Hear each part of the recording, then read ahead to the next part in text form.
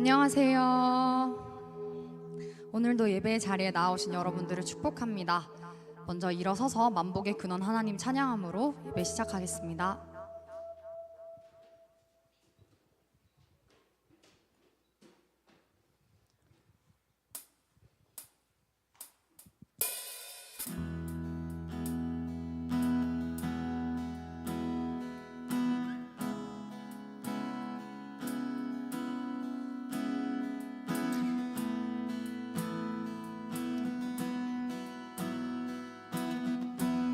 만복의 근원 하나님, 만복의 근원 하나님,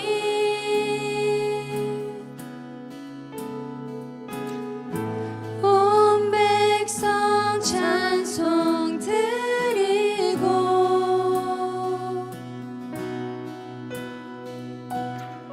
저 천사여 찬송하세.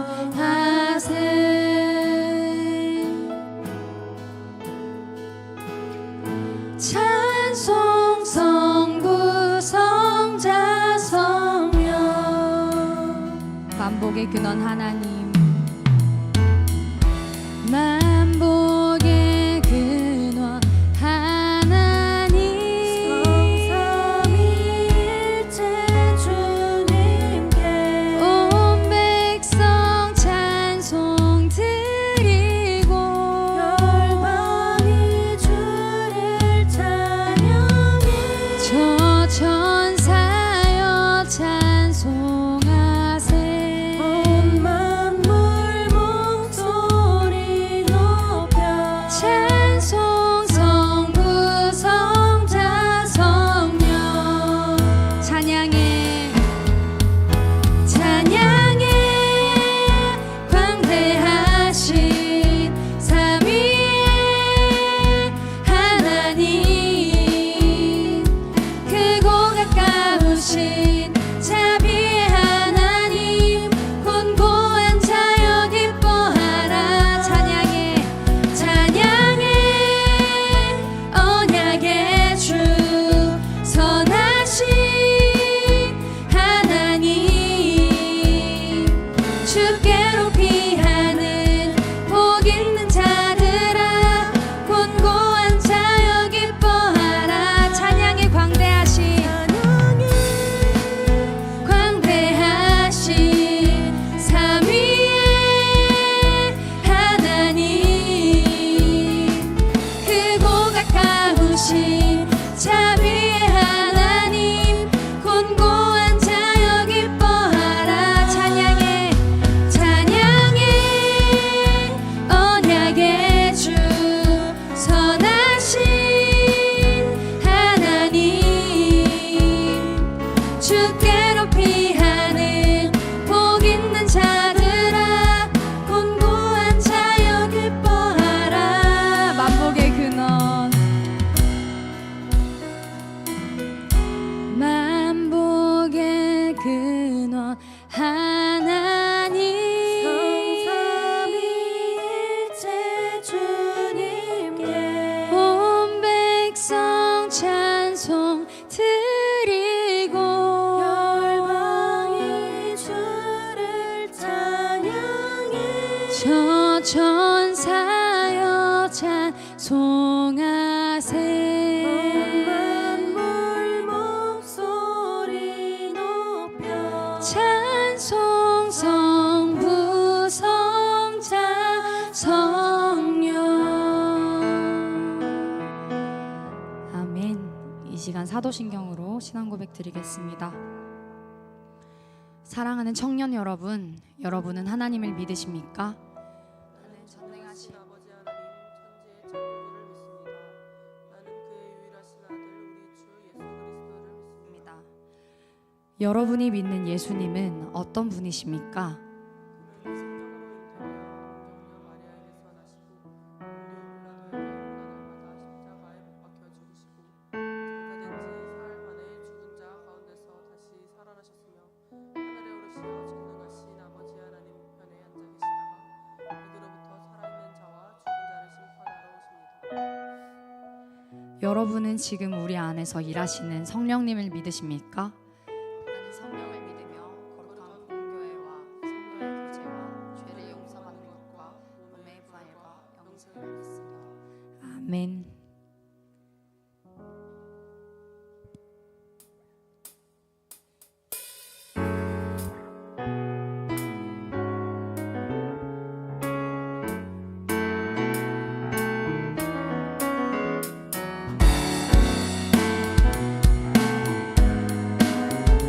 함께 박수치며 내가 늘 의지하는 예수 찬양 드리겠습니다. 내가 늘 의지하는 예수, 나의 상처 입은 심령을 불쌍하게 여기사 위로하여 주시니 미쁘신 나의 좋은 친구. 내가 의지하는 예수, 나의 사모하는 친구, 나의 기도 들으사 응답하여 주시니 미쁘신 나의 좋은 친구.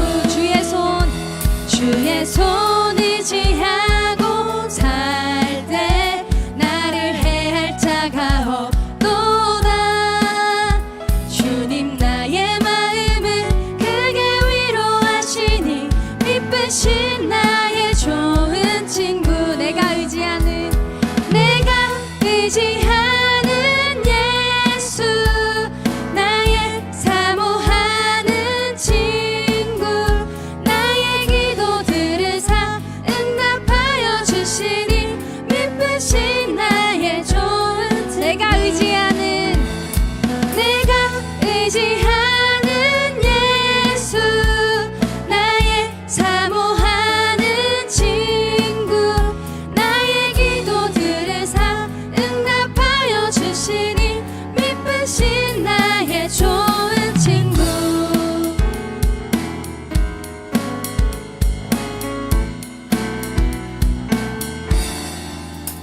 내가 요단강 건너가며 마음이 두려워서 떨 때도 주가 인도하시니 어찌 두려워하랴. 미쁘신 나의 좋은 친구. 이후 천국에 올라가서 모든 성도들과 다 함께 우리들을 구하신 주를 찬양하리라.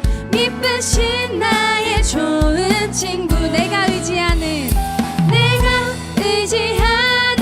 예수, 나의 사모하는 친구, 나의 기도 들으사 응답하여 주시니 미쁘신 나의 좋은. 내가 의지하는 예수, 나의 사모하는 친구, 나의 기도 들으사 응답하여 주시니 미쁘신 나의 좋은 친구.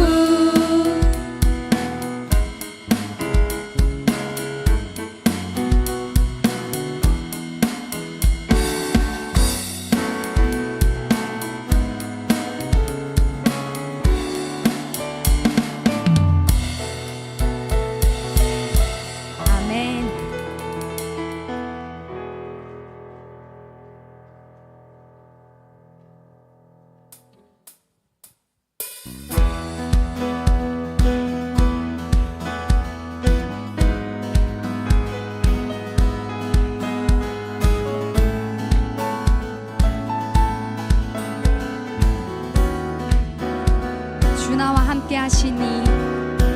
주 나와 함께 하시니 부족함 없네. 그가 나를 이끄시니 주 따른 애의 의의 거리로 날 인도하네. 내 영혼 노래해. 주 나와 함께 하시니 부족함 없네. 그가 나를 이끄시니 주 따른 애의 의의 거리로 날 인도하네. 내 영혼 노래해. 어두운 길 걸어갈 때에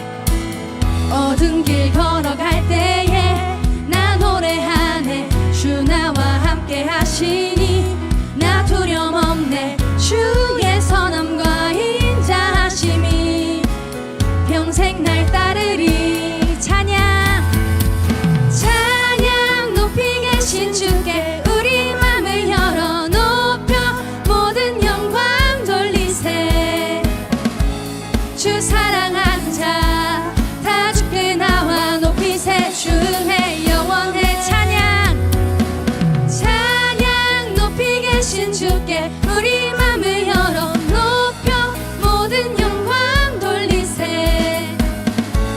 주 사랑하는 자 다 주께 나와 높이세. 주의 영원의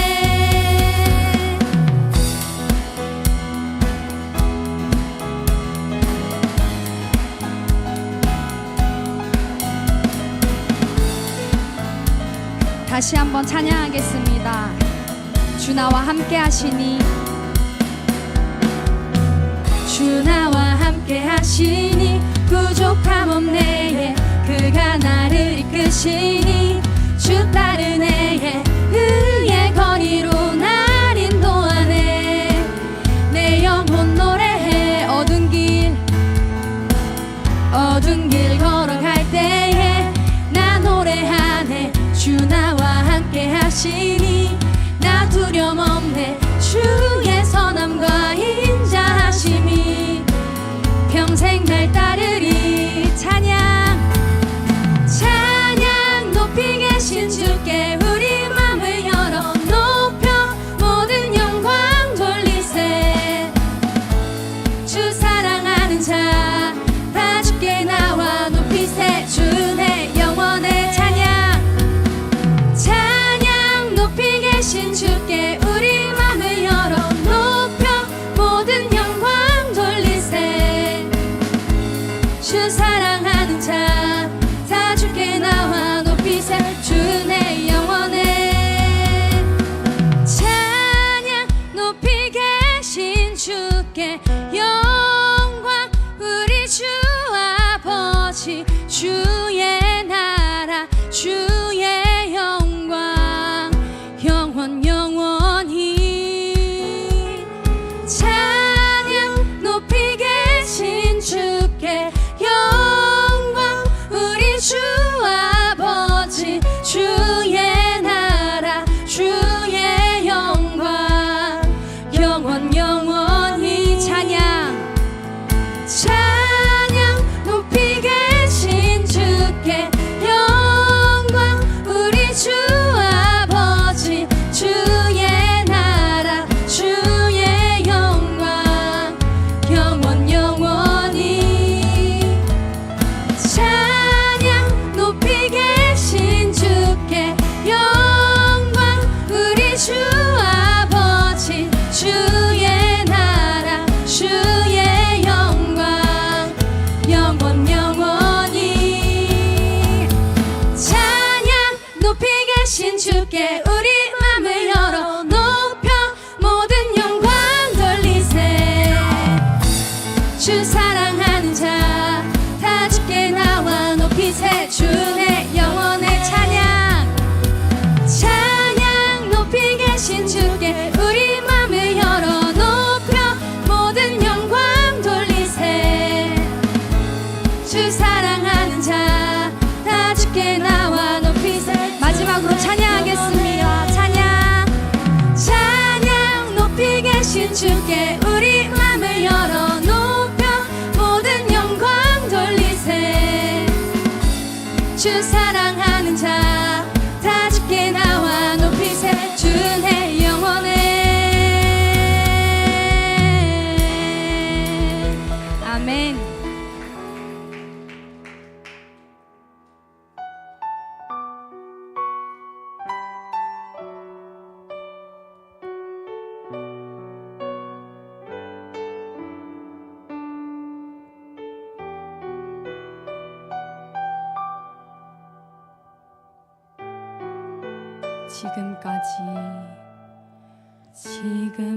지금까지 지내온 것 주의 크신 은혜라. 한이 없는 주의 사랑 어찌 이루 말하랴. 자나깨나 주의 손이 항상 살펴주시고 모든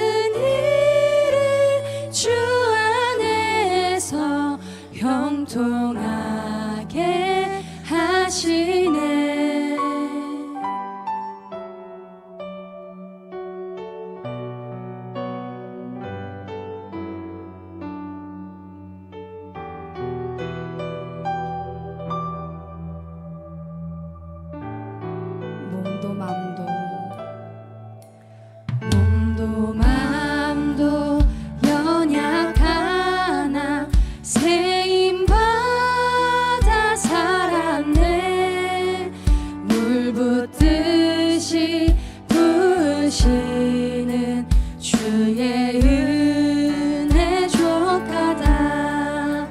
사랑 없는 거리에 나 험한 산길에 맬 때 주의 손을 굳게 잡고 찬송하며 가리라. 주님 다시 되올 날이 날로 다가와 무거운 짐 주께 맡겨 벗을 날도 멀잖네. 나를 위해 예비하신 고향 집에 돌아가 아버지의 품 안에서 영원토록 살리라.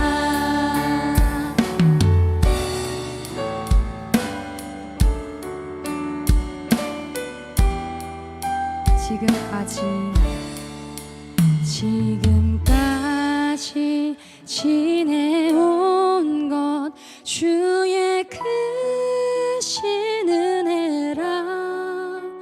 한이 없는 주의 사랑 어찌 이루 말하랴. 아멘.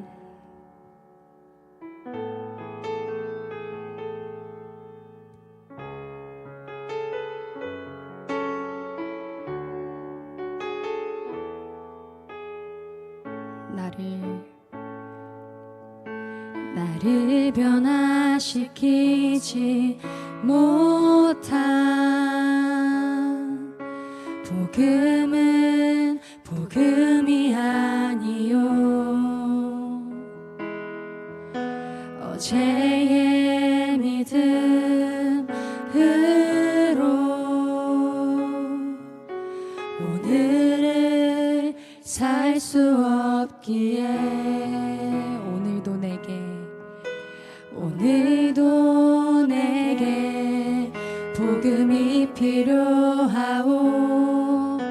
나는 오늘도 죽어야 하오. 들어도 듣고 싶은 복음 내게도 들려주시오. 내가 그리스도와 함께 십자가에 못 박혔나니 이제는 내가 사는 것이 아니요 내 안에 그리스도로 사나니 더 이상 예전처럼 살 수 없는 것이라. 그것이 나의 믿음.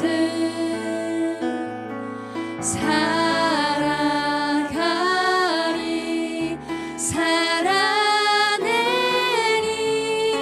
나의 복음 예수 그리스도.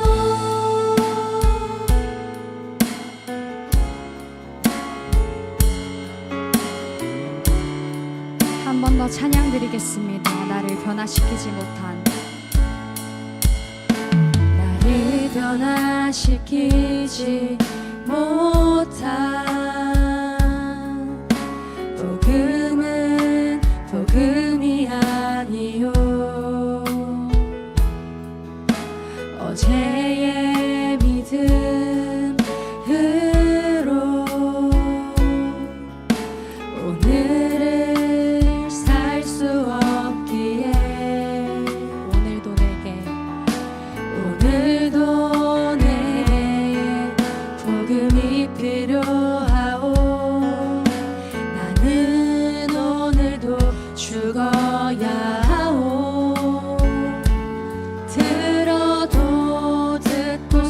기쁜 복음 내게도 들려주시오. 내가 그리스도와 함께 내가 그리스도와 함께 십자가에 못 박혔나니 이제는 내가 사는 것이 아니요 내 안에 그리스도로 사나니 더 이상 예전처럼 살 수 없는 것이라 그것이 나의 믿음 살아가리 살아내리 나의 복음 예수 그리스도 내가 그리스도와 함께 내가 그리스도와 함께 십자가에 못 박혔나니 이제는 내가 사는 것이 아니요 내 안에 그리스도로 사나니 더 이상 예전처럼 살 수 없는 것이라 그것이 나의 믿음 살아가리 살아내리 나의 복음 예수 그리스도 살아가리 살아가리 살아내리 나의 복음 예수 그리스도. 지금 이 시간 대표 기도자 나올 때까지 다 함께 기도드리길 원합니다. 먼저 새로운 계절의 시작과 새로운 달을 우리에게 허락하신 주님께 감사를 올려드립시다. 그리고 주님께서는 우리에게 위로자 되시며 피난처 되시고 참된 친구 되심을 고백합시다. 마지막으로 우리의 공동체가 늘 주님의 일하심을 기억하며 오직 감사로 나아갈 수 있게 해달라고 간구하며 나아가겠습니다. 기도드리겠습니다.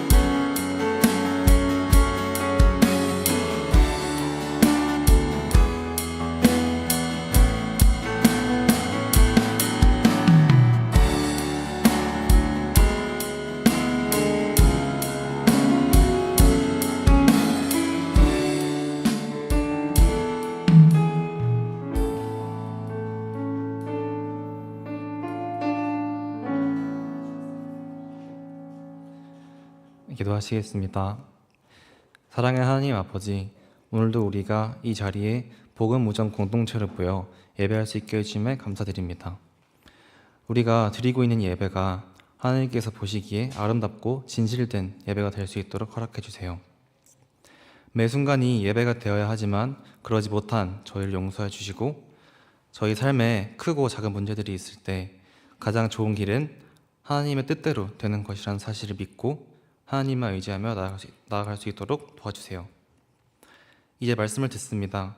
말씀 전하시는 목사님과 함께 해주셔서 하나님의 말씀이 선포되게 하시고 그 말씀이 저희 마음에 잘 뿌리 내릴 수 있도록 도와주세요. 이번 한 주도 함께 해주실 것을 믿고 감사드리며 모든 것 예수님 이름으로 기도했습니다.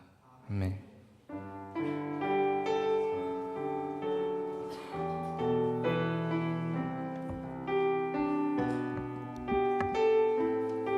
함께 찬양하겠습니다. 오늘 이 자리에,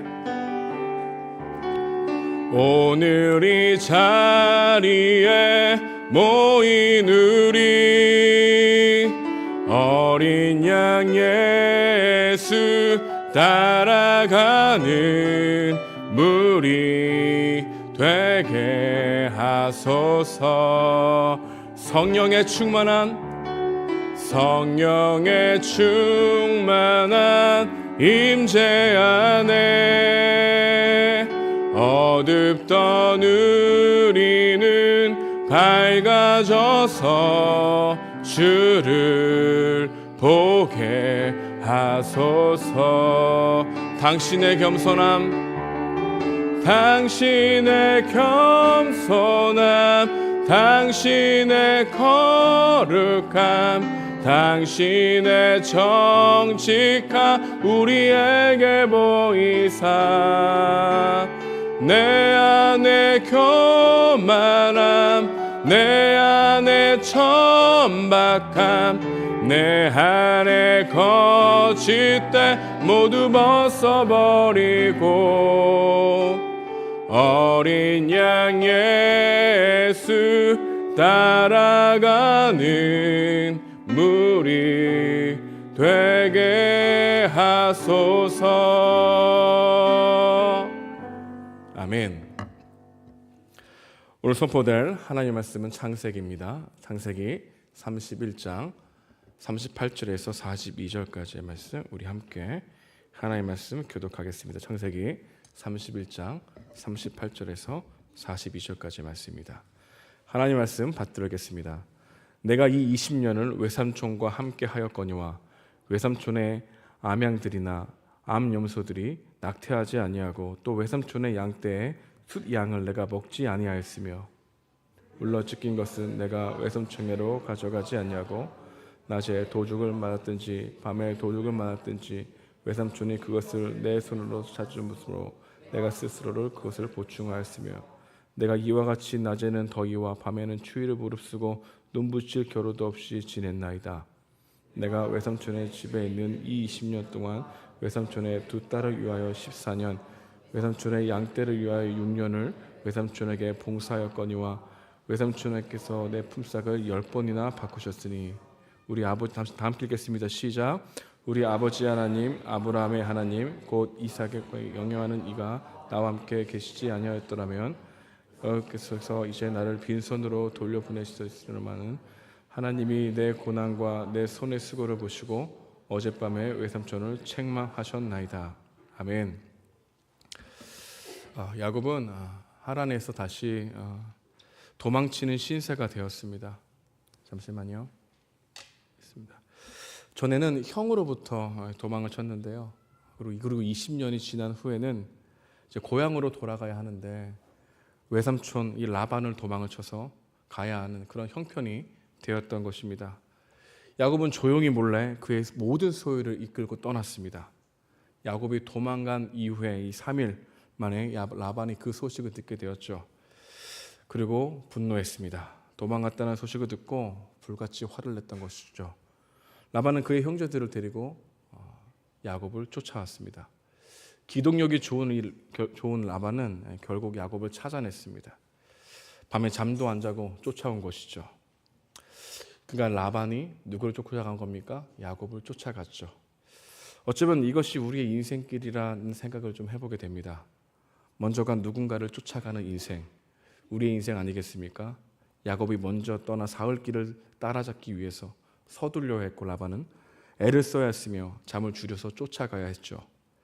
라반이 야곱을 쫓아가야 하는 것은 야곱에게 화가 나서 그런 것이지만 곰곰이 생각해 보게 되면 우리가 늘 누군가의 실력의 거리를 좁히고 누군가를 뒤쫓아가서 따라잡기 위해 힘겹게 추격하는 모습이 너무나 닮아 있다는 것을 생각해 볼 수 있는 것입니다. 저만치 멀리 가는 사람이 때로는 부럽지요. 시기도 나고 화가 나기도 합니다. 그래서 잠 안 자고 열심히 노력합니다. 기어이 저 사람을 따라잡아 내 손에 쥐고 싶어하는 마음이 우리의 마음 아니겠습니까? 라반도 3일 길을 밤낮 없이 뒤쫓아와서 야곱을 딱 손에 쥐고 싶어하는 이 모습이 어쩌면 우리의 인생길의 모습이 아닌가라는 생각을 하면서 본문을 묵상해 보았던 것 같습니다. 이런 라반 때문에 야곱은 20년이라는 세월을 참 힘들게 살았습니다. 야곱은 정말 파란만장한 인생을 살았다고 회상했는데요. 나중에 노인이 된 야곱은 자신의 삶을 회상하면서 지난 세월을 험악하게 보냈다라고 말했습니다. 험악한 세월. 이 말 속에는 그가 경험했던 온갖 고통과 슬픔이 다 담겨져 있는 것이죠. 오늘 본문은 그가 20년간 하란에서 보낸 세월에 대한 탄식을 쏟아내고 있습니다. 험악한 세월을 보내게 된 결정적인 이유가 있다면 그것은 바로 외삼촌 라반 때문이었을 것입니다. 그래서 행동하기로 결심한 것이죠. 오늘 본문은 아니지만 창세기 31장 20절에 보게 되면 이런 말씀이 있는데 우리 함께 읽겠습니다. 시작. 야곱은 그 거취를 아람 사람 라반에게 말하지 아니하고 가만히 떠났더라. 라반이 보여준 행태는 야곱을 힘들게 했습니다. 야곱은 라반이라면 진절머리가 났죠. 짐을 꾸려 몇 번이고 고향으로 돌아가고 싶었습니다. 형 에서가 아직 살아있다는 것을 알았지만 그리고 걱정도 되었습니다. 하지만 외삼촌 집에 있는 것보다는 낫겠다라는 생각이 들어서 떠나게 된 것이죠. 그만큼 라반이 싫었던 것입니다. 갈등이 심했다는 것을 보게 됩니다. 여러분, 우리의 인생길을 걸어갈 때도 때때로 라반과 같은 사람을 만날 수 있습니다. 우리 옆에 누군가 여러분의 피를 끌어올리게 하는 라반이 있을 수도 있겠죠. 여러분을 뒤에서 음해를 하거나 비난을 하거나 얄밉게 말하는 라반이 있을 수도 있다는 것입니다. 언제나 옷소매에 패를 숨기거나 거짓말을 일삼는 라반이 우리 주위에 있다는 것이죠. 앞에서는 당신을 지켜 세울지는 몰라도 뒤에서는 딴 마음을 품고 있는 라반이 우리 주위에 있다는 것입니다.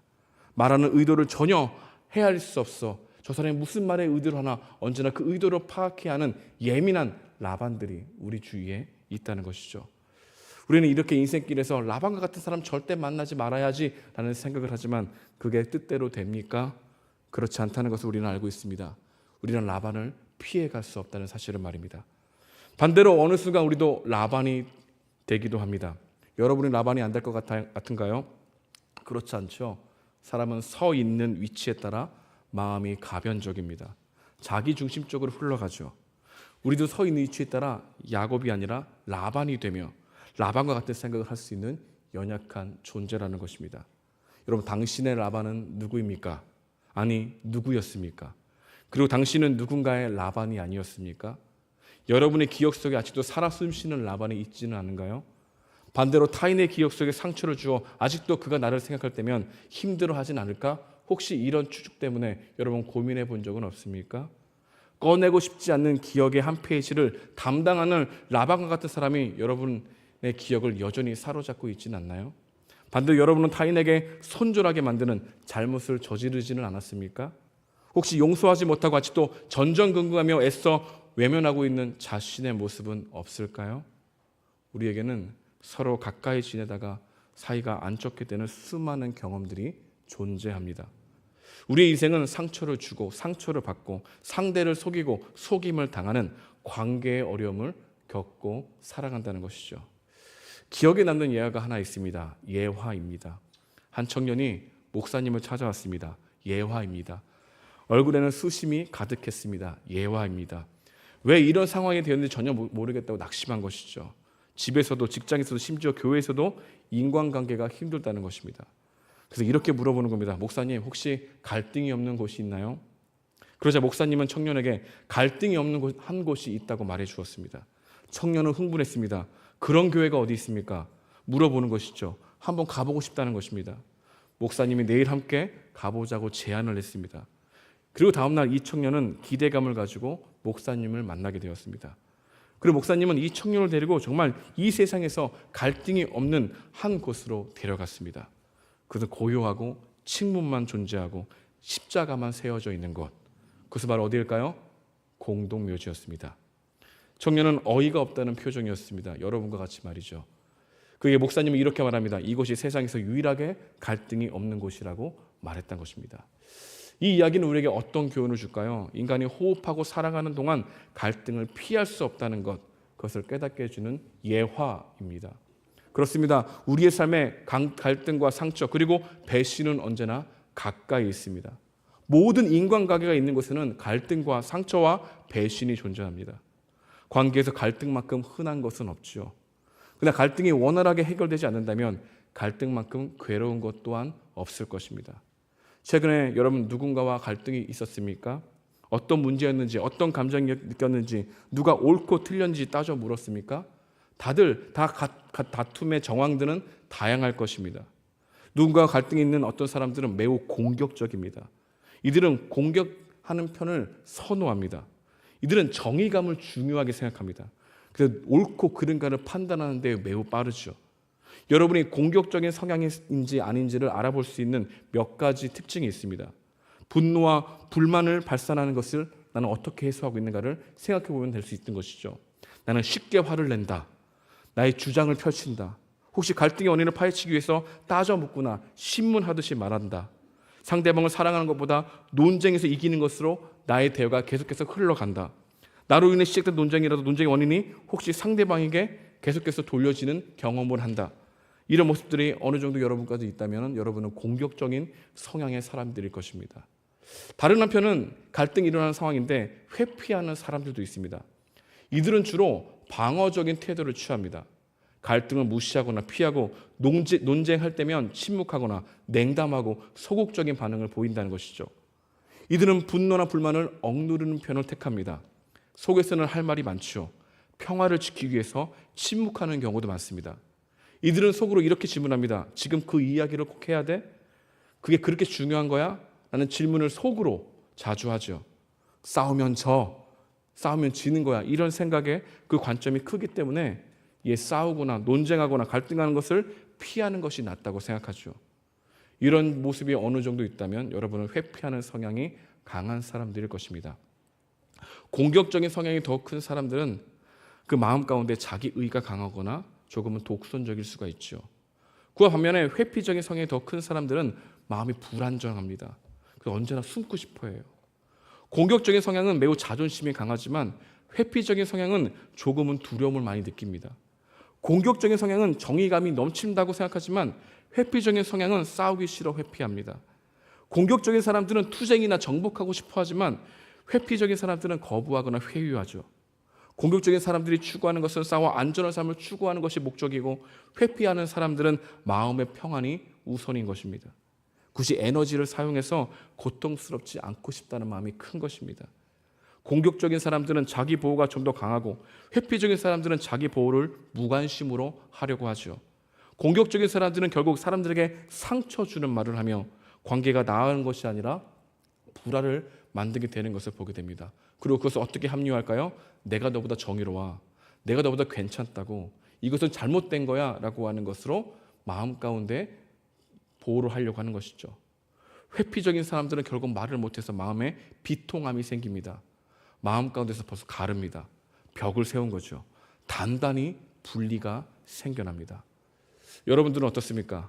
여러분들은 관계의 갈등을 어떻게 해결하려고 합니까? 적극적으로, 공격적으로 누가 잘했는지 잘잘못을 따지며 해결하려고 하는 편입니까? 아니면 소극적으로 굳이 그렇게 할 필요가 있겠어? 라는 생각을 하면서 회피하는 편입니까? 사실 우리는 사람이 누구냐에 따라서 이 두 사이를 왔다 갔다 합니다. 상처를 주는 말을 하기도 하고 회피하기도 하죠. 적극적으로 문제를 해결하고 싶어서 전면에 나서기도 하고 소극적으로 문제를 회피하기 위해서 아무 일이 없는 것처럼 행동하기도 합니다. 오늘 본문에 보게 되면 야곱이 라반에 대한 상처와 그리고 그 깊은 갈등의 골을 어떻게 대처했는지를 볼 수 있죠. 야곱은 떠나서야 그리고 그 라반을 만나서야 그리고 라반이 하는 행동 때문에 어쩔 수 없이 폭발한 것이죠. 그동안 꾹 참는 회피성이 강한 사람이었다는 것입니다. 우리가 함께 읽은 이 본문들은 야곱이 라반에게 쏟아붓는 이야기죠. 우리 40절인데요. 40절도 함께 읽어보겠습니다. 시작. 내가 이와 같이 낮에는 더위와 밤에는 주의를 무릅쓰고 붙일 겨를도 없어 지낸나이다. 야곱의 마음입니다. 그가 꾹 참았던 거예요. 회피했던 거예요. 근데 그가 이렇게까지 집요하게 쫓아오니까 내가 이렇게 말한다라고 하는 폭발한 것을 우리는 볼 수 있죠. 그렇다면 왜 야곱은 라반에 대한 갈등이 계속해서 심화되었을까요? 왜 그런 갈등이 좁힐 수 없었을까요? 야곱이 떠나게 되었던 결정적인 이유 중 하나는 돈 때문이었습니다. 야곱의 재산이 늘어났거든요. 야곱의 재산이 늘어나자 라반의 아들들의 얼굴빛이 달라졌습니다. 어느 시대나 어느 사람들이나 재산 문제, 그 돈 문제는 언제라도 폭발할 수 있는 화약과 같습니다. 첫 번째로 돈이 라반과 야곱의 갈등을 심화시켰다는 것이죠. 여러분, 여러분이 지금은 돈이 없어서 돈과 갈등이 있지 않지만 오히려 말에 대한 상처가 더 크겠지만 점점점 시간이 지나가면 갈수록 여러분의 사회적 위치와 그리고 돈을 가지고 있는 상태에 따라서 상대방에게 말로써 또한 여러분이 가지고 있는 직업으로서 그리고 돈을 빌려주고 돈은 많고 적음으로 가지고 있는 것들로 사람들에게 상처 주는 부분들이 많다는 것이죠. 갈등이 일어나게 한다는 것입니다. 그래서 여러분 더욱더 돈에 집착하게 되죠. 왜요? 내가 이것을 가지고 있어야 갈등이 일어나지 않아. 내가 쿨하게 줄 수 있잖아. 그런 사람이 되는 게 내가 더욱더 좋은 존재라는 것을 드러낼 수 있는 거 아니야? 이런 생각을 하게 된다는 것입니다. 자크 엘렐의 하나님이냐 돈이라는 책에 보게 되면 이런 메시지가 있습니다. 돈 자체는 악이 아니다. 유혹이다. 재물은 인간에게 선을 자극하기보다는 탐욕을 자극한다. 여러분 사람들과 갈등이 있을 때 내가 더욱더 생각하는 것은 나를 지켜줄 만한 게 무언가 여러분들이 가지고 있는 여러분의 겉으로 보고 있는 것들을 더 주게 되려고 하고 그것이 나를 보호할 수 있다고 생각하는 것 그게 바로 재물일 수 있고 돈일 수 있다는 것이죠. 돈은 언제나 우리 마음 가운데 숨습니다. 탐욕이 잘 드러나지 않아요. 하지만 여러분들의 인생을 살아가면 살아갈수록 돈은 여러분들에게 상대방을 가볍게 보고 하찮게 보고 이용의 도구로 보게 하며 동시에 사랑과 온전한 관계를 맺지 못하고 돈으로 관계를 맺는 그런 상황이 되는 겁니다. 여러분 돈으로 관계하는 사람 많지 않습니까? 선물을 굉장히 많이 주면서 사람들을 이용하죠. 그 마음을 사랑한다는 표현하지만 그 마음곳에서는 내가 이렇게 너를 좋아했는데 이렇게 너에게 섬겼는데 넌 나에게 이런 대가를 해야 되는 거 아니야? 라고 하는 것이 무의식 속에 있습니다. 이런 마음들이 상대방과 갈등을 일으키는 것이 너무나 많죠. 여러분 큰 돈을 빌려준 적 있습니까? 아직은 없겠죠. 큰 돈을 빌려본 적이 있습니까? 아직은 없겠죠. 은행에서 돈을 빌려도 은행 창고에 들어가면 이렇게 고개를 숙입니다. 돈 좀 빌려주십시오. 얼마나 비굴한지 모릅니다. 나의 신용 상태로는 2억도 못 빌려요. 근데 은행에 딱 들어갈 때 언제나 고개를 숙이죠. 수평적인 관계가 안 됩니다. 이제 수식적인 관계가 돼버리죠. 여러분이 친구에게 돈을 빌려줬습니까? 그러면 수평적인 관계가 깨어집니다. 어떻게 될까요? 수직적인 관계가 나도 모르게 생겨나게 되는 겁니다. 돈은 우리 인생에 여러분이 시간이 지나면 지날수록 갈등을 더 심화시키게 된다는 것이죠. 두 번째로 야곱과 라반의 갈등이 심화된 이유가 있다면 거짓말이 이 갈등을 심화시켰다는 겁니다. 갈등 어떻게 더욱더 심화될까요? 속고 생각하지 않고 그 가운데 오해가 생기고 선입견이 생기고 기분이 상하고 화가 많이 나는 경우를 보게 되는 것이죠. 라반은 야곱을 뒤쫓았습니다. 그리고 화가 나서 야곱에게 이런 말을 했습니다. 우리 26절인데요. 한번 읽어볼까요? 26절입니다. 시작. 라반이 야곱에게 이르되 내가 나를 속이고 내 딸들을 칼로 사로잡힌 것 같이 끌고 갔으니 어찌 이같이 하였느냐. 라반은 야곱에게 너는 나를 속였다라고 하는 실망감을 표시했죠. 여러분 그런데 재밌습니다. 여러분 우리는 알고 있지 않습니까? 누가 더 많이 속였습니까? 라반입니까? 아니면 야곱입니까? 라반이죠. 그래서 지금 누가 더 화를 내고 있는 거죠? 적반하장을 보여주고 있는 거죠. 라반이 이렇게 얘기합니다. 어떻게 딸들로 칼을 위협하여 데려갈 수 있느냐? 섣불리 판단하죠. 그리고 말하죠. 딸이 가기 싫은데 간 게 아닙니다. 왜 딸이 따라갔냐면은 자기도 동참한 겁니다. 아버지를 떠나자라고 하는 레아와 라헬의 동의가 있었기 때문에 걸어간 것이죠. 그런데 오해를 하죠. 계속해서 속이기 때문에 마음 가운데는 무슨 꿍꿍이가 있을 거야 라는 생각을 상상의 날개를 펼칩니다.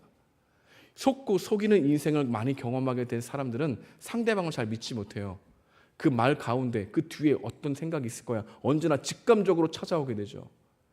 여러분의 인생의 대부분 갈등은 오해와 편견인데 그 오해와 편견이 일어나게 되는 그 마음만의 동의는 여러분들이 상대방에게 속은 경험이 많으면 많을수록 여러분들은 제대로 그 사람의 말을 그대로 받아들이지 못하는 그런 연약함이 있게 됩니다.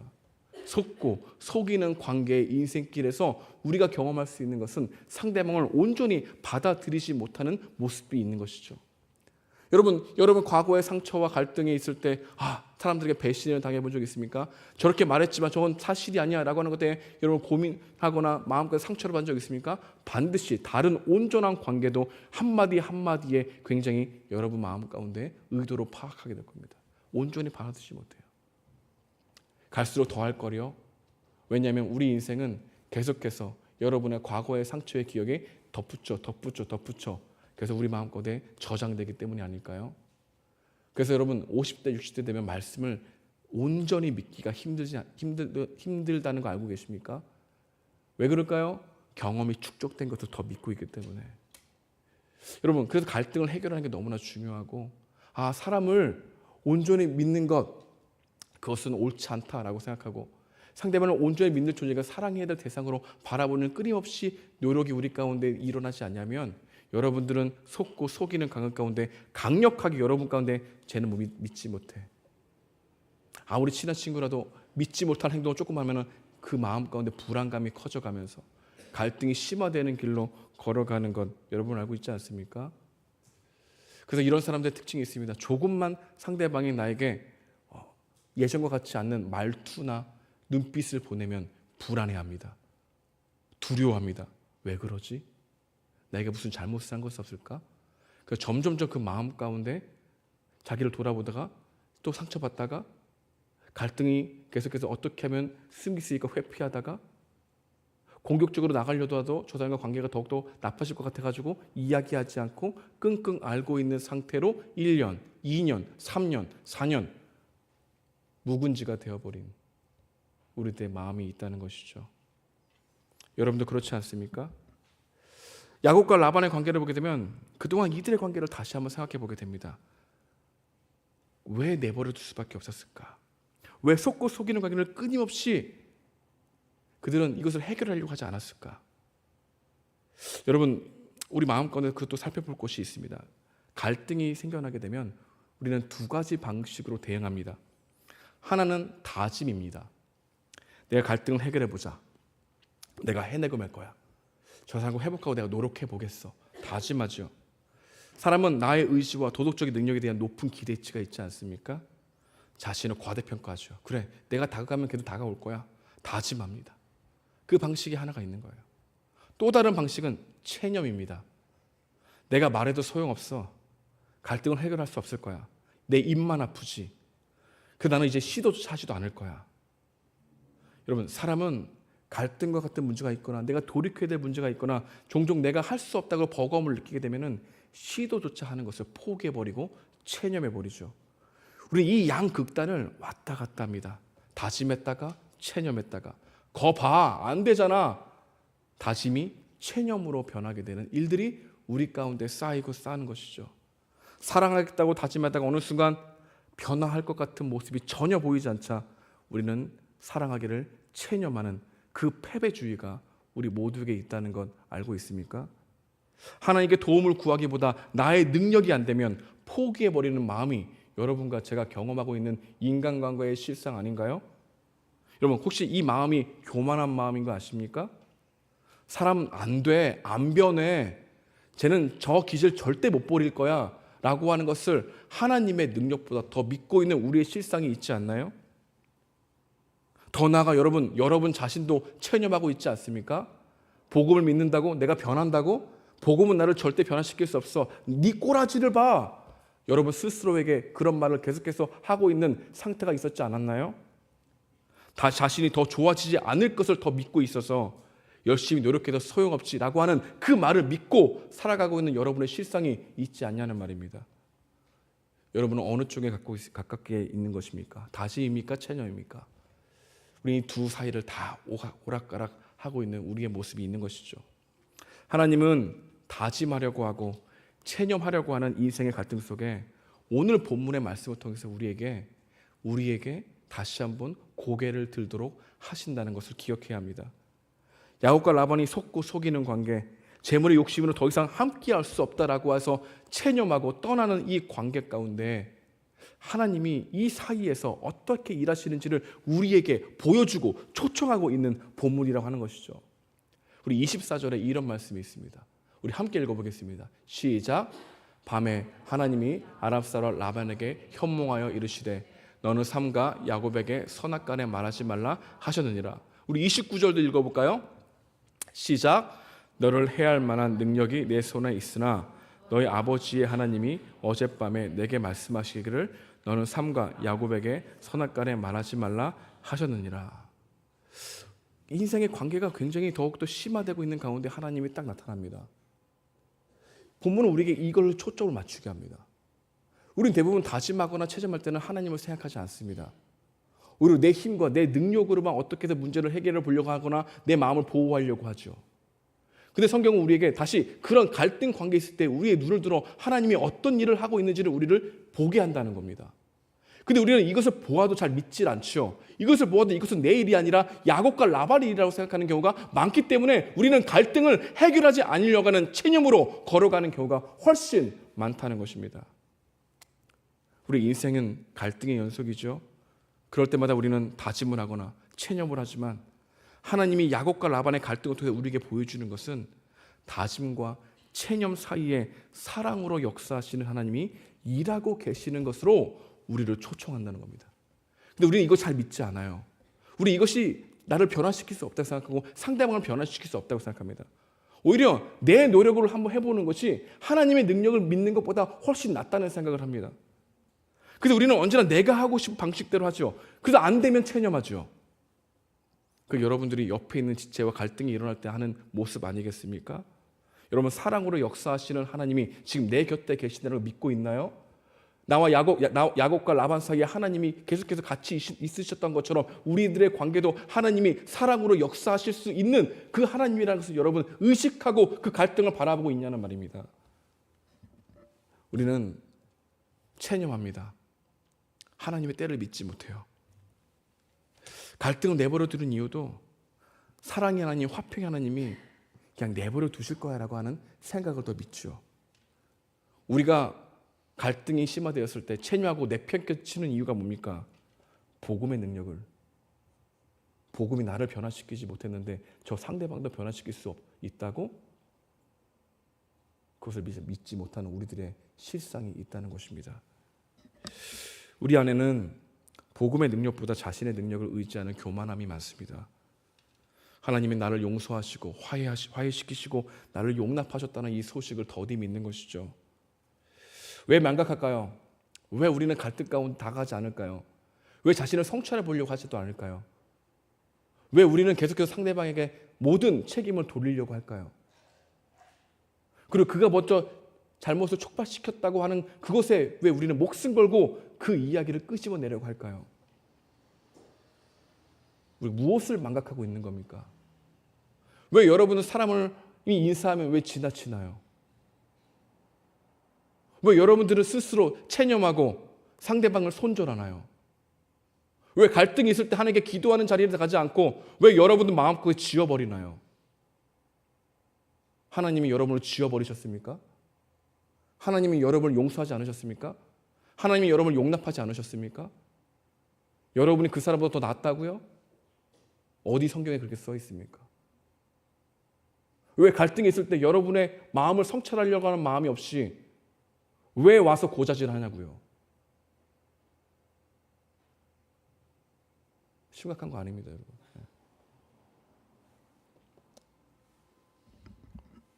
나를 변화시키지 못하는 복. 여러분을 변화시키는 복음의 능력은 무엇입니까? 여러분의 연약함을 온전히 인정하는 것, 변화의 시작입니다. 내가 도덕적으로 더 완벽한 존재가 되는 게 변화의 끝이 아니고 내가 지금 내 힘으로 내 옆에 있는 상대방도 용서할 수 없는 완악한 마음을 가진 연약한 존재입니다라고 인정을 더 할 때가 진정으로 우리가 변화되고 있는 모습의 때라는 것입니다. 왜 우리는 이걸 받아들이지 않을까요? 왜 사랑으로 역사하신 하나님을 신뢰하지 않을까요? 왜 우리는 공격적으로 회피적으로 자기 이해를 더욱더 추구하고 있을까요? 우리의 기도가 잘못됐기 때문입니다. 우리가 하나님을 바라보는 태도가 잘못됐기 때문입니다. 여러분이 지금 쏟아내고 있는 기도 제목들을 돌아보십시오. 그 외의 관계의 회복과 더욱더 관계에 대한 이웃에 대한 중보 기도가 여러분 가운데 있습니까? 하나님에 대한 오해와 하나님을 알고자 하는 마음이 없는 우리의 이 강팍한 심령이 또 우리는 다짐하게 하고 체념하게 하는 이 사이를 왔다 갔다 하면서 결국 나는 안 변해. 사람은 안 변하는 거야. 그걸 더 믿고 있죠. 이 자리에 앉아있지만 복음이 나를 변화시키는 것도 경험하지 못하고 복음이 서로 화해하고 화평케 하는 그 놀라운 경험의 능력을 우리 가운데 하는 경험도 별로 없고 복음적 우정 공동체라고 하는 좋은 껍데기 뒤에 가려져 우리의 실상은 언제나 남 탓을 하는 존재의 모습이 여러분과 저의 모습이 아니겠습니까? 여러분 갈등을 위해서 기도해 보신 적 있습니까? 씨름해 보신 적 있습니까? 우리가 얘기 안 하니까 누가 얘기합니까? 시리가 얘기합니다. 시리는 나의 성도입니다. 정말 멋있는 것 같아요. 헛웃음만 나오죠.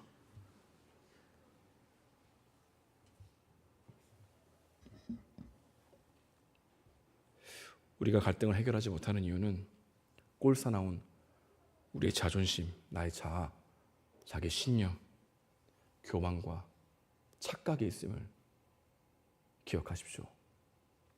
근데 우리는 이걸 아파하지 않는다는 거야. 이게 우리의 완악함이야. 여러분의 죄를 볼 수 있는 은혜가 있길 소망합니다. 기도하겠습니다.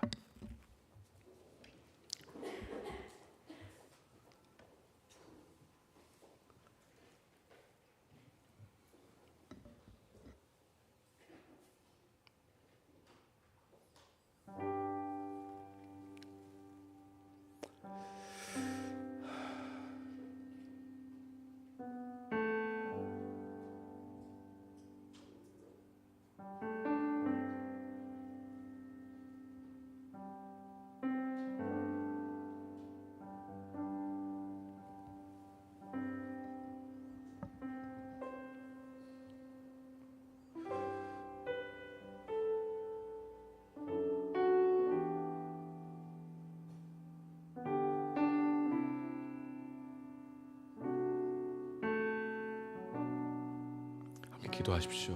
오늘 말씀이 여러분의 주신 은혜가 있다면 이 시간 좀 기도하기 원합니다. 기도하시겠습니다. 하나님 감사합니다. 인도해 주십시오. 우리의 삶을 뒤돌아봅니다. 다짐하고 체념하는 것에 머물러 있지 않는 것을 생각해봅니다. 그 모래 자존심이 있다고 우리의 모습을 믿고 있는 보시기 바랍니다. 성령 하나님, 하나님 인도해 주십시오. 우리를 바라봅니다. 다시 고개를 들어 주님 바라보고 나아갑니다. 역사해 주십시오. 이끌어가해 주십시오. 오늘 말씀이 우리 성도들 가운데 있기 원합니다. 하나님 인도해 주십시오. 성령께서 역사해 주십시오. 이끌어가해 주십시오.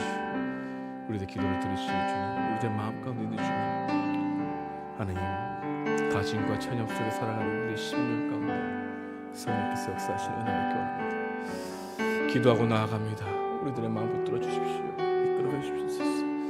하나님 인도해 주시기 원합니다.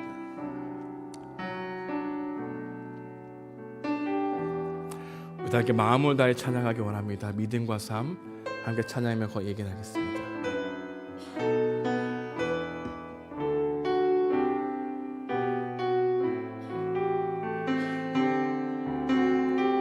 믿음과 삶,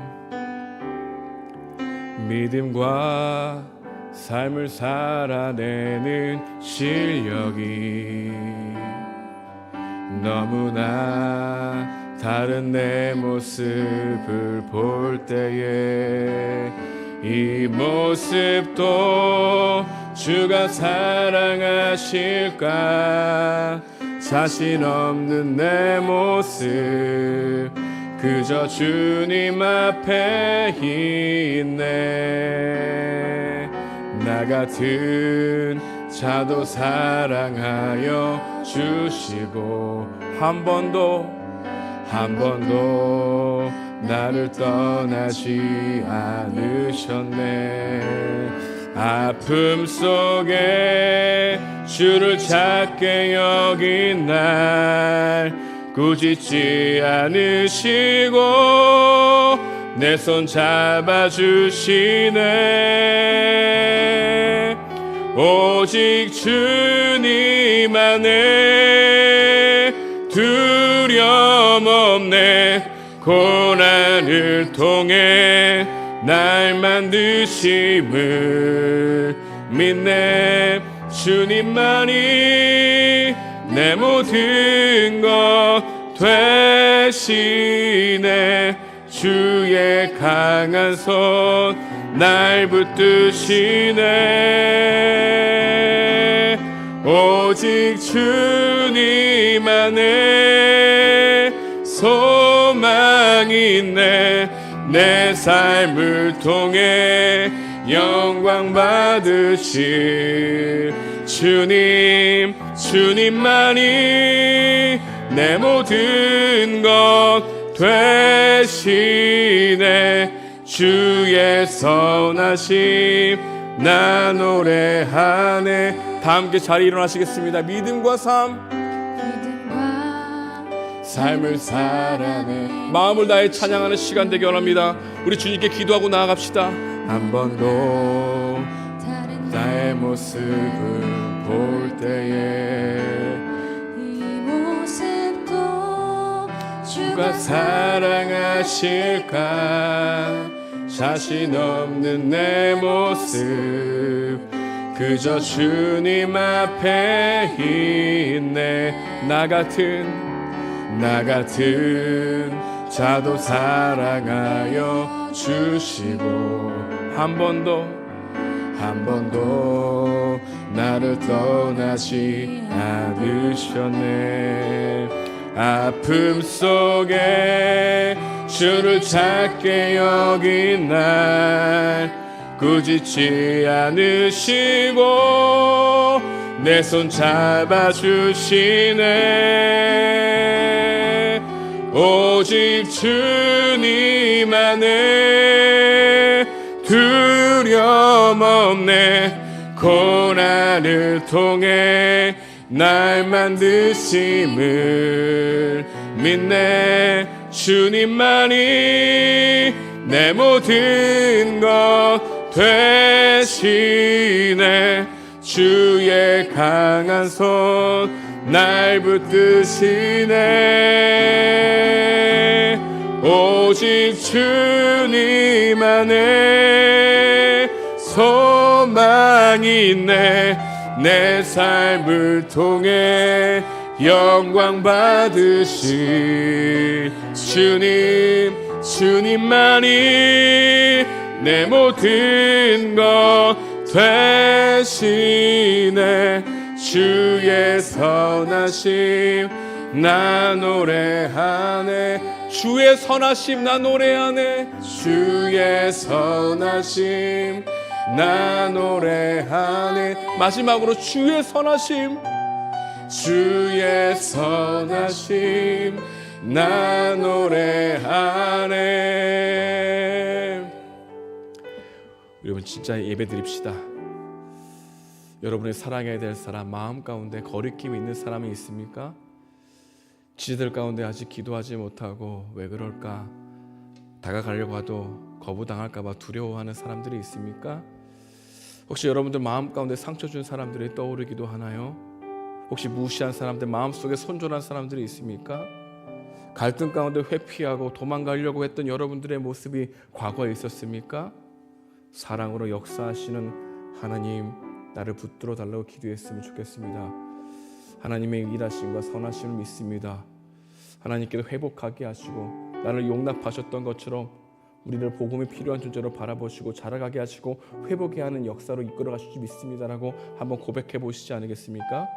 우리가 이것이 바로 드리는 예배가 진정한 반응 아닐까요? 여러분 가운데 함께 이 시간 기도하며 나아가기 원합니다. 기도하시겠습니다. 하나님 감사합니다. 성령께서 역사해 주십시오. 하나님 감사합니다. 우리 마음을 좀 돌아보게 원합니다. 하나님 우리 마음과 믿음과 삶을 돌아봅니다. 우리 용납과 용서하지 못하는 마음이 너무 많습니다. 하나님 체념하거나 다짐하고 있던 우리들의 모습이 되어주시고 궁극적인 선언과 회피적인 선언만 있죠. 삶을 바라봅니다. 돌아봅니다. 하나님 그래 마땅했어 라고 하는 생각으로 너무나 인간을 하찮게 보고 너무나 우리 사는 사람들을 아버지여 주님의 형상으로 바라보지 못한 모습들이 많이 있음을 고백합니다. 우리들의 마음을 용서해 주십시오. 주님 바라보고 나아갑니다. 하나님 인도해 주십시오. 하나님을 신뢰하는 마음이 커지게 도와주십시오. 하나님께서 우리와 함께 하신다는 것을 기억하게 도와주십시오. 우리 인생은 갈등의 연속입니다. 그럴 때마다 다짐하거나 체념을 하게 되는 우리들의 모습을 보게 됩니다. 하나님 도와주십시오. 우리 마음 가운데 하나님 함께 해주십시오. 이끌어가 주십시오.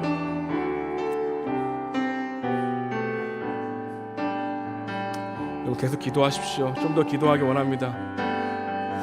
여러분 이 시간 왜 기도하지 않지 않습니까? 기도합시다. 주님 되십시오. 기도가 부족합니다. 복을 믿지 못하고 나아가 하나님 도와주십시오. 주님 되십시오. 도와주십시오. 사랑을 역사하시는 때 믿지 못하는 것 같습니다. 하나님 되십시오.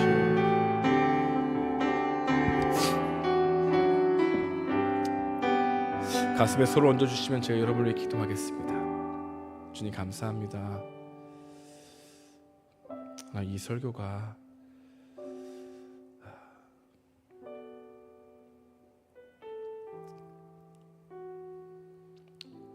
회복의 설교가 되기 원합니다. 주님, 할 수 없습니다. 이들의 두려움을 일으켜서 주님을 바라보게 할 수도 없습니다. 하나님, 다짐하거나 체념하는 것을 끝나지 않는 놀라우신 하나님의 제3의 길이 있다는 것을 경험할 수 있도록 우리를 인도해 주십시오. 부탁드립니다. 우리의 힘이 너무 약합니다. 다짐하더라도 언제나 체념합니다. 하나님, 우리 공동체 가운데 은혜가 있게 도와주십시오. 어떤 일이 있는 거 아닙니다. 표면적으로 겉으로 볼 때 다 웃고 있습니다. 하지만 우리 안에는 울고 있는 부분들이 참 많다는 것 말하지 않아도 압니다. 하나님, 이들 가운데 삶에 함께 해주시고 사랑으로 역사하시는 하나님의 손길이 우리 청년 한 명 한 명에게 임하시는 은혜가 있기 원합니다. 함께 진정성 있게 기도하는 우리들의 기도에 역사하는 힘이 크다고 하셨는데, 옆에 지쳐있는 친구들이 갈등하고 있는 모습을 안타까워하며 기도할 수 있는 중보자들이 되게 하시고, 하나님의 눈으로 복음이 필요한 존재로 바라볼 수 있는 사랑의 공동체가 될 수 있도록 인도해 주십시오. 하나님, 정말로 속고 속이며 더 이상 함께할 수 없을 것 같은 야곱과 라반 가운데서도 하나님이 신실하게 일었던 것처럼 다시는 절대 함께할 수 없다고 여기고 있는 우리들의 마음이 회개되어지고 주님이 주시는 소망으로 나갈 수 있도록 인도해 주십시오.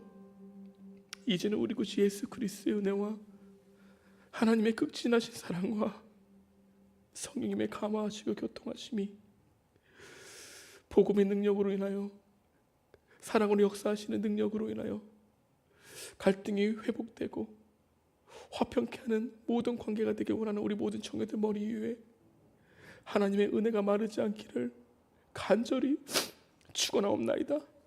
아멘.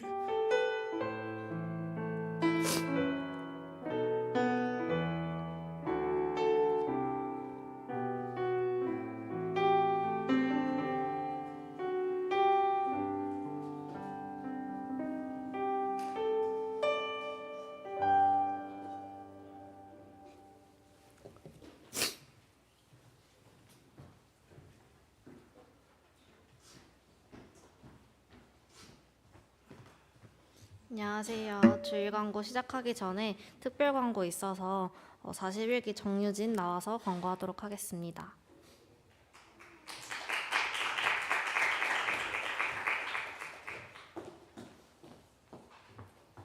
안녕하세요. 41기 정유진이라고 합니다.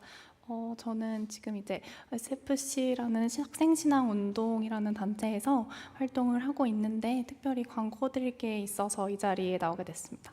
혹시 PPT를 넘겨주실 수 있을까요? 네. 저희가 이번에 이제 수도권역에서 신입생 환영회를 진행을 하고 있습니다. 그래서 이제 3월 1일에 12시에서 5시까지 예정을 하고 있는데요. 장소는 명륜아트홀이라고 해서 이제 해화역에서 진행을 하고 있고요. 처음에는 이제 뮤지컬 관람을 통해서 철로역정이라고 좀 유명한 뮤지컬을 같이 보고 그다음에 이제 캠퍼스별로 식사 교제를 하려고 합니다. 그래서 따로 비용이 있지는 않고요. 오셔가지고 이제 뮤지컬을 관람하시면 되는데 이게 이제 말이 신입생 환영회라고 해가지고 신입생분들만 오시는 게 아니라 재학생분들이나 아니면 이제 이 뭐 뮤지컬 같은데 관심이 있으신 분들이 충분히 오셔도 괜찮고 또 이제 광고를 드리는 이유는 주변에 신입생이 있거나 아니면 지방에서 올라와서 특별히 이제 조금 뭔가 신앙적으로 도움이 필요한 친구들이 있거나 했을 때 연결을 해주시면 좋을 것 같습니다. 그래서 보시면 QR코드가 있는데요. QR코드를 한번 스캔을 해주시면 이제 신청 폼이 나옵니다. 그래서 신청을 하시면 신청을 하실 수가 있고 근데 이제 이게 선착순 100명이어가지고 선착순 인원이 다 차게 되면은 뮤지컬 관람이 어려울 수가 있습니다. 그래서 지금 이제 인원으로는 선착순이 아직 차진 않았는데 좀 빨리 차게 될 수도 있어서 관심이 있는 분들은 새내기 분들이나 아니면 재학생분들 중에서 관심이 있는 분들에게 전달해 주시면 좋을 것 같습니다. 감사합니다. 네, 예배 자리에 나오신 모든 분들을 환영합니다. 새로 오신 분들은 41기 최지원을 찾아주시면 됩니다. 네, 그리고 계속해서 기도회가 있습니다. 2월 10일이 설 연휴지만 기도회는 진행이 되니까요. 많은 참여 부탁드리고요. 섬기고자 하시는 분들은 앞에 적혀있는 43기 좋은 연락처로 해주시길 바랍니다. 다음 주 예배는 설 연휴로 연합예배로 진행이 됩니다. 청년 1, 2부 연합예배로 본당에서 진행이 되고요. 예배 이후에 가족 모임은 없으니까요. 이 점 참고 부탁드리겠습니다. 그리고 운영위원회가 있습니다. 2월 25일 겨울 수련회 이후 그 다음 주 주일인데요. 2월 25일 5시 가족 모임 후에 교육관 지하 1층에서 운영위원회가 있어요. 그래서 대표진, 조교, 기장 대표, 가족장, 각 팀장, 목사님까지 참석 부탁드리겠습니다. 네, 그리고 다음은 겨울 수련회 홍보 영상인데요. 홍보팀에서 열심히 만들어준 영상 시청하도록 하겠습니다.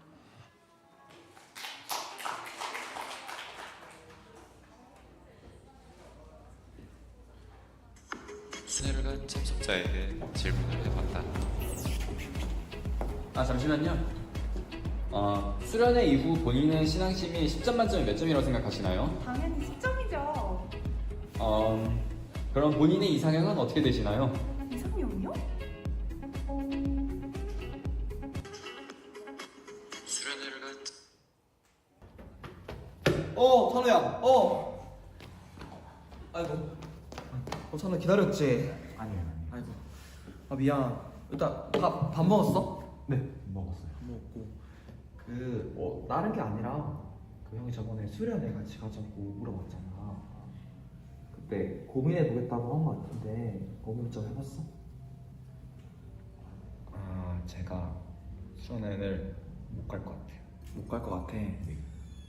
혹시 마음에 걸리는 게 좀 있는 거야? 제가 이번에 3박 4일을 좀 참여하기 힘들 것 같아요. 3박 4일 좀 긴 거 같아서. 네. 근데 이번에 2박 3일인데? 그러면 갈 수 있는 거지, 맞지? 제가 또 아는 사람이 별로 없는 것 같아서. 괜히 또 혼자 있으면 어색하고 하니까. 네. 형이랑 같이 있자.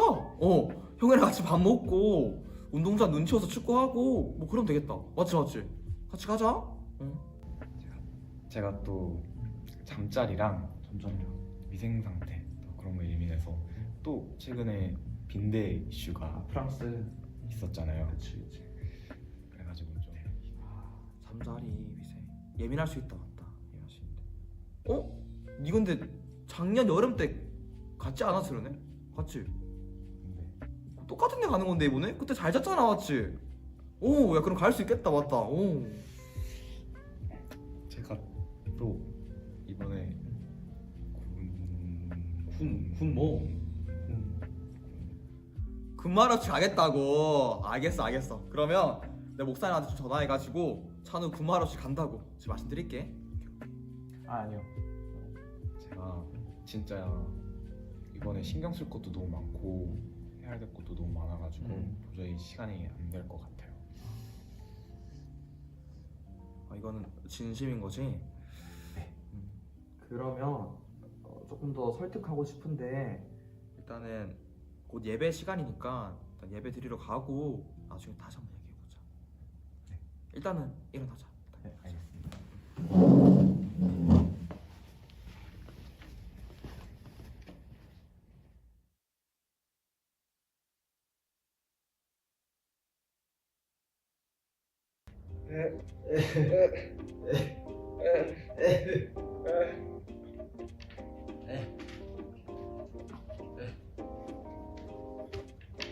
너 왔어? 근데 너네 왜 그래? 나는 감기 걸려가지고.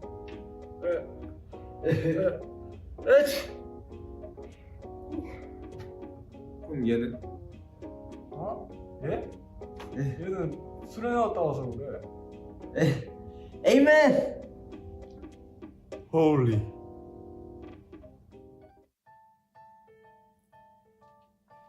왔어? 여기 앉아. 이거 전해주라고 불렸어. 왜 러브 메신저예요? 저 수련회도 안 갔는데? 그거 다 제 거예요? 응, 너희 가족원들이 너한테 썼더라. 수련회 왔으면 좋았을 텐데 아쉽다. 찬웅이는 생판 기도도 안 하던 애인데 기도를 하고, 난 수련회 가지도 않았는데 러브 메신저도 써주시고, 도대체 이번 수련회가 어땠길래 그럴까?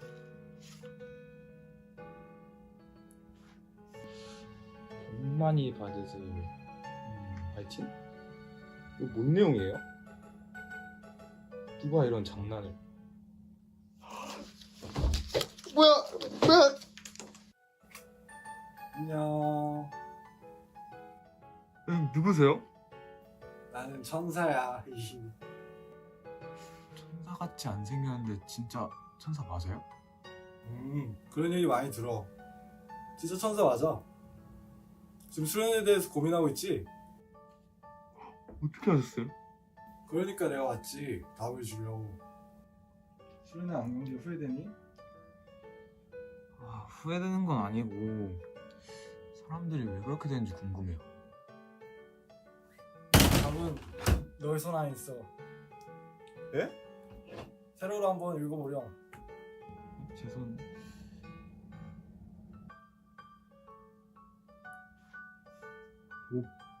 응? 그래, 복음.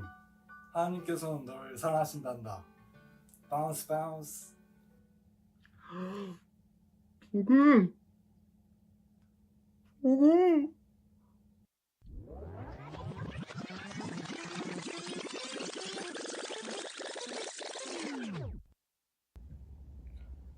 찬우야, 그래서 수련회 가는 거 고민해봤어? 가족공무!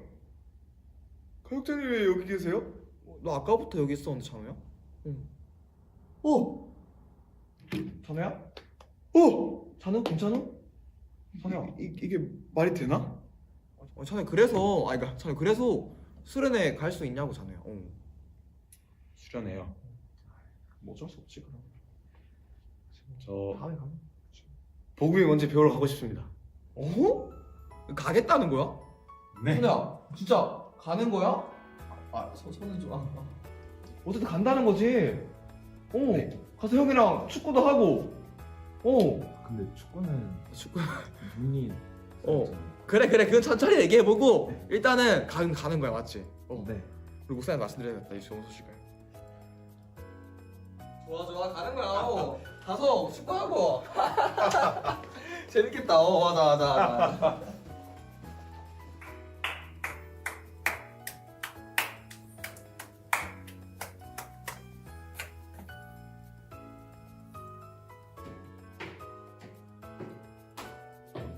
잠시만요. 본인의 신앙심을 10점 만점으로 평가하신다면?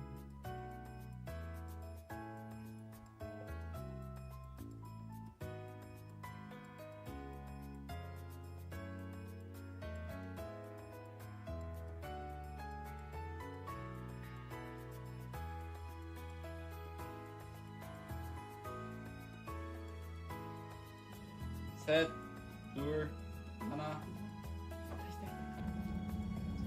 너 먼저 하냐? 내가 먼저? 목사님, 예, 찬우가 간다고 합니다. 예, 지금 바로 돈 넣으라고 할게요. 예, 알겠습니다. 네. 돈이 이상한데. 끝난지 모르겠어요.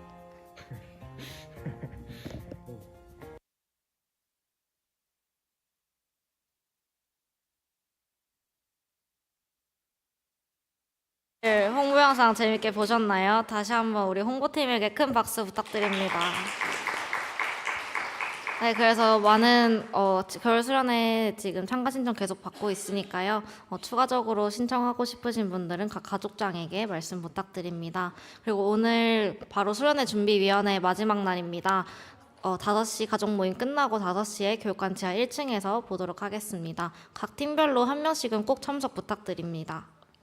네, 그리고 다음 슬라이드 넘겨주시면 드디어 47기가 가족 편성이 되었어요. 네, 그래서 가족장 조교님 나오셔서 47기 가족 편성 발표해 주시도록 하겠습니다.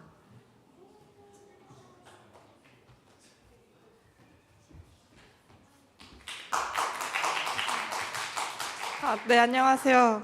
가족장 조교이고요. 47기 가족 편성 발표하도록 하겠습니다. 넘겨주세요. 네, 먼저 진선 가족에는 정은서 친구와 최희정 친구가 배정이 되었습니다. 신희 가족에는 남선유와 조혜빈 친구 되었고요. 윤영 가족에는 고윤서, 도은규, 이주원 친구가 배정이 되었습니다.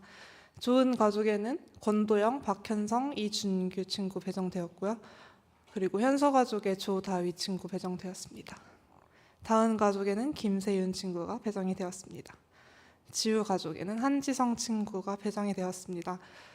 그래서 이것으로 배정을 마쳤는데요. 혹시 자기가 배정을 어디로 받았는지 기억이 제대로 안 나신다거나 하면은 아마 목사님께 말씀을 드리면은 연결을 해주실 것 같고, 그리고 현재 가족장분들이 다 여러분들의 연락처를 받은 상태여서 아마 오늘 중으로 가족 모임 톡방에도 초대받을 수 있을 것으로 예상이 됩니다.